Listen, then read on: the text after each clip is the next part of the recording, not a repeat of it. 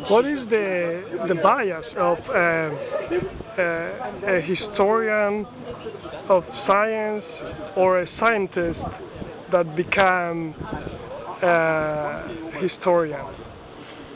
Well, there can be a bias in the fact that a geologist who has been trained as a geologist and who wants to become a historian sometimes is not very well aware of the methods of historians, and he is a bit naive in his approach to history. For example, he can be trying to find precursors, to think that something that is said in the present has been said, for example, in the antiquity or in the Middle Age, and say, oh, this is a precursor of today's ideas, and this is a concept which is not very much accepted by historians, because precursors don't really exist. They have their ideas within their own system of thought, and it's very difficult to apply their ideas into the present. So when you speak of precursors, generally you are biased in your reading of their works. So this is one of the bias.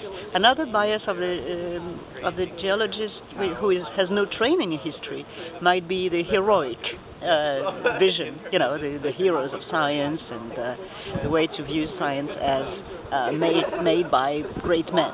And in fact, when you are a historian, you can see that it's not the way it happens, and there are many little trends and many people working before someone makes a big theory. Someone talked just now about the glacier theory and the way Louis Agassiz took up things that were elaborated locally by local people who finally were ignored, and he constructed himself as a discoverer. So I think it's important to see these things, and as a historian you can see the... What about historians that they have never been trained to science?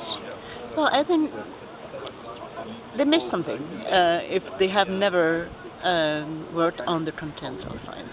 And I know there are historians of science. There has been for 30 years or so people who say we don't need the content.